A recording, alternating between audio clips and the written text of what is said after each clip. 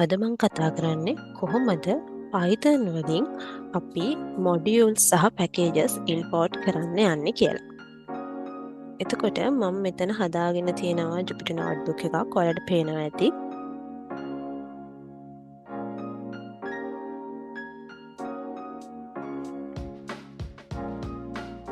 ඔයාලට පේනවා ඇති මම මෙතන හදාගෙන තියෙනවා Jupyter notebook එකක්. අපි බලමු මුලින්ම ඇයි අපිට මේ මොඩියුල්ස් සහ පැකේජස් අවශ්‍ය වෙන්නේ කියලා. Python වලදී මේ මොඩියුල්ස් සහ පැකේජස් mainly අවශ්‍ය වෙන්නේ අපේ කෝඩ් එක ඕගනයිස් කරන්න සහ අපිට ඒවා reuse කෝඩ් වශයෙන් පාවිච්චි කරන්න පුළුවන්. අපි බලමු කොහොමද දැනට තියෙන බේසික්ම පැකේජ් එකක් ඉම්පෝර්ට් කරන්න යන්නේ කියලා. ඔයාලා දන්නවා Python වල තියෙන බේසික්ම පැකේජ් එක තමයි math කියන පැකේජ් එක. එතකොට මම දැන් යන්නේ මේ math කියන පැකේජ් එක ඉම්පෝර්ට් කරන විදිහ ඔයාලට පෙන්නන්න. ඉම්පෝර්ට් කරන්න අපි කීවර්ඩ් එකක් පාවිච්චි කරනවා. කීවර්ඩ් එක තමයි import කියලා. වගේ පැකේජ් එකේ නම දුන්නාම අපිට පුළුවන් මේ පැකේජ් එක ඉම්පෝර්ට් කරගන්න. ඊට පස්සේ math වල තියෙනවා එක පැකේජ් එකක් SQRT කියලා. මේකෙදි අපි කරන්නේ ස්ක්වයර් රූට් එක ගන්න එක. වැලියු එක දුන්නාම මෙයා අපිට ස්ක්වයර් රූට් එක දෙනවා. බලමු කොහොමද අපේ ආන්සර් එක ලැබෙන්නේ කියලා.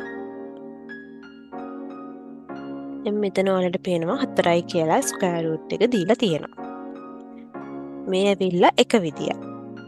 ඔයාලා හිතන්න ඔයාලට මේ පැකේජ් එකෙන් එක ස්පෙසිෆයි ෆන්ක්ෂන් එකක් ඉම්පෝර්ට් කරගන්න ඕනි කියලා. දැන් අපි බලමු කොයි විදියටද අපිට ඒක කරන්න පුළුවන් වෙන්නේ කියලා. එතකොට from ඔයාලගේ පැකේජ් එක කොහෙන්ද අපි ඉම්පෝර්ට් කරන්නේ? import. දැන් මෙතනට ඔයාලට අවශ්‍ය වෙන පැකේජ් එකේ නම දෙන්න තියෙනවා.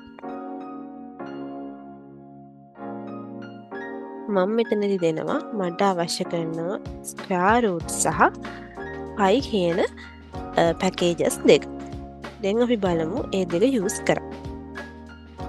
math.squareroot අපි ගමු 25. අපි මේක print කරමු.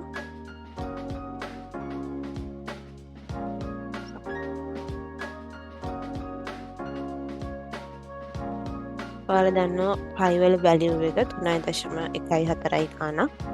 අපි print කරමු පයි වලත් වැලියු එක.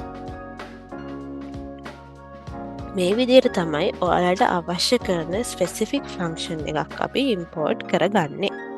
හරි. දැන් මේ ඇවිල්ලා Python environment එකක් ගත්තාම සාමාන්‍යයෙන් default තියෙන ෆන්ක්ෂන් එකක්. math කියන්නේ Python වල තියෙන බේසික්ම ෆන්ක්ෂන් එකක්. අපි බලමු Python වල බේසික්ම ෆන්ක්ෂන් නොවන ෆන්ක්ෂන් එකක් කොහොමද ඉම්පෝර්ට් කරගන්නේ කියලා. ඔයාලට Python වල බේසික්ලි ඉම්පෝර්ට් වෙලා නැති ෆන්ක්ෂන් එකක් ඉම්පෝර්ට් කරගන්න අවශ්‍ය නම් ඔයාලට කරන්න තියෙන්නේ pip install numpy. දැන් මෙතන අපි යූස් කරන්නේ Jupyter notebook එකක්නේ. එතකොට සාමාන්‍යයෙන් අපි ඉස්සරහට මොකක්ද ඒකට කියන්නේ හර්ෂාදී ලකුණු විස්මයාර්ථ ලකුණු කියන සිම්බල් එක පාවිච්චි කරනවා.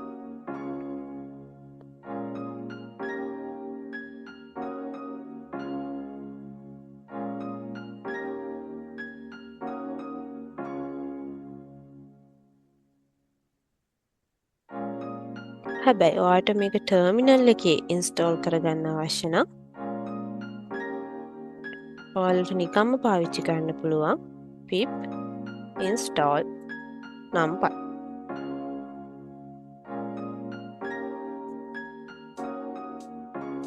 දැනටමත් numpy install වෙලා තියෙන්නේ.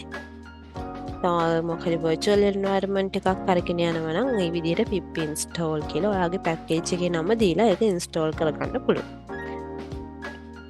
ඒකත් අර විදිහටම import numpy as np. අපි මේකට කියනවා alias එකක් කියලා. එතකොට මේ alias එකක් කියන්නේ මේ alias එකක් අපි පාවිච්චි කරනකොට අපි full name එකම දෙන්න ඕනේ නැහැ. කලින් ඔයාලා දැක්කා math.sqrt කියලා දුන්නා.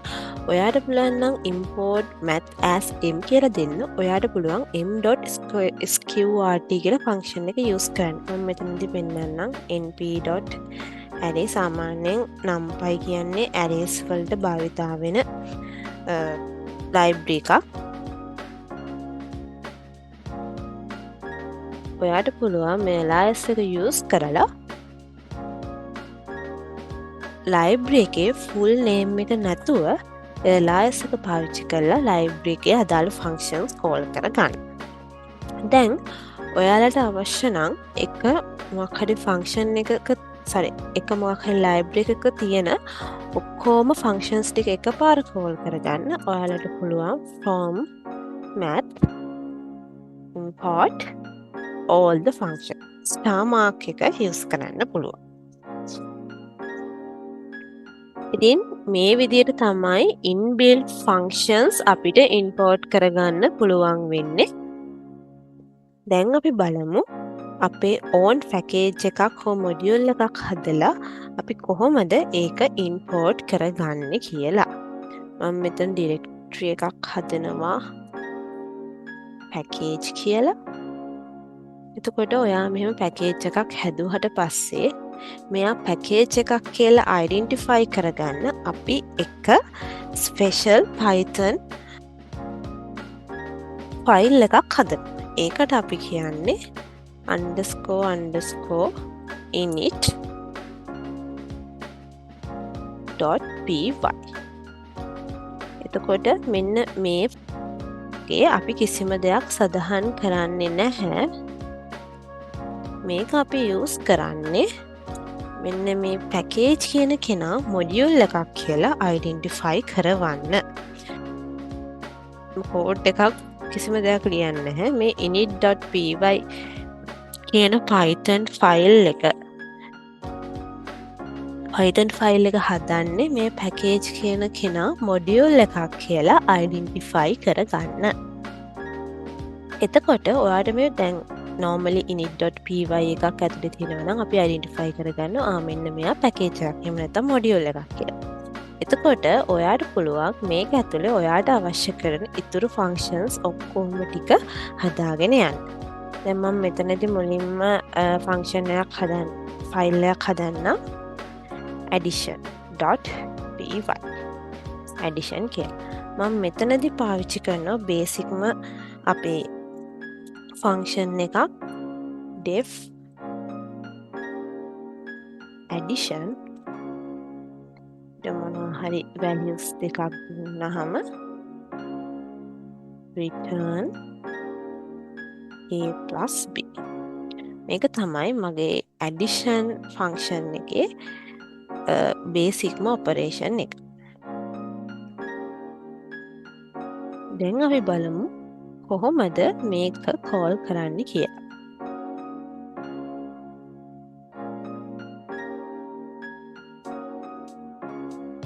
ඔයාට පුළුවන් from package එක ඇතුලේ තියෙන අපේ file එක මොකද්ද addition import අපේ function එකේ නම addition. දැන් ඔයාට use කරන්න පුළුවන්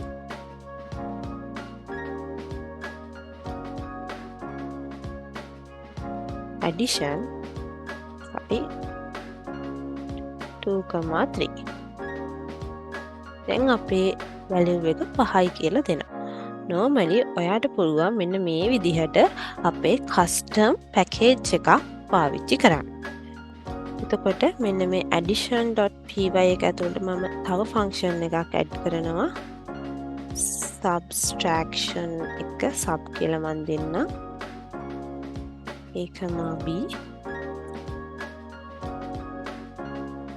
return a minus b.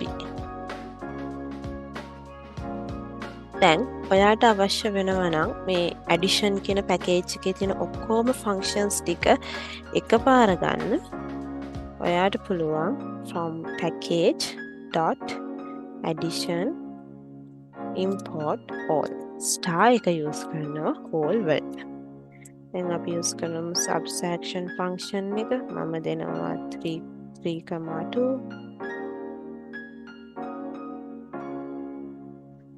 sorry, let's see.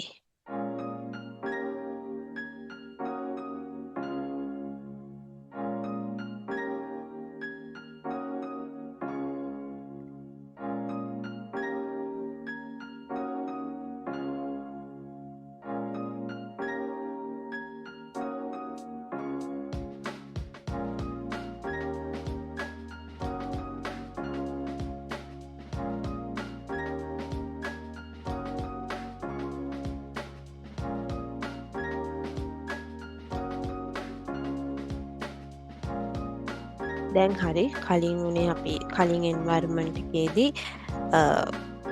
package එක load කරලා තිබ්බා. ඒකට ආයෙ load කරන්න යනකොට එයා ගන්න කලින් එකම තමයි. එහෙනම් මම environment එක restart කරලා run කරාට පස්සේ ඒක හරි ගියා. දැන් ඔයාලට පේනවා subtraction එක ඇවිල්ලා තියෙනවා. දැන් ඔයාලට හිතන්නකෝ මේ package එක ඇතුලේ ඔයාලට මොකක් හරි sub package එකක් හදාගන්න තියෙනවා නම්. okay ගන්නවා sub package එක. එතකොට මෙයා පැකේජ් එකක් කියලා ඉන්ඩිකේට් කරන්න අනිවාර්යෙන් මෙයාගේ ඇතුලේ තියෙන්න ඕනේ අර අපේ init.py ෆයිල් එක. දැන් මෙයාගේ ඇතුලේ අපි අලුත් Python ෆයිල් එකක් හදනවා multiplication වලට. දැන් මෙතනත් අපිට ගන්න පුළුවන් def multiplication එකම b දුන්නාම මෙයාලා multiply වෙලා එන්න. return sorry. ඉතින් මේක තමයි multiplication function එක. දැන් අපි බලමු කොහොමද මේක use කරන්නේ කියලා. from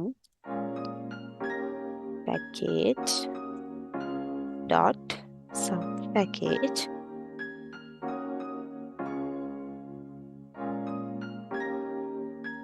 dot අපිට ඕන කරනවා multiplication function එක import. මොකක්ද අපේ function එකේ නම? multi.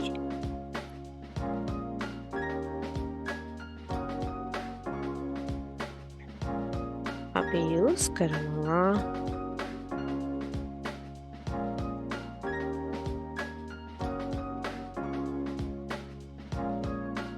ඔයාලට පේනවා වැලියු එක 6යි කියලා ඇවිල්ලා තියෙනවා. ඉතින් මෙහෙම තමයි සාමාන්‍යයෙන් අපි packages සහ modules import කරන්නේ සහ ඒවා use කරන්නේ.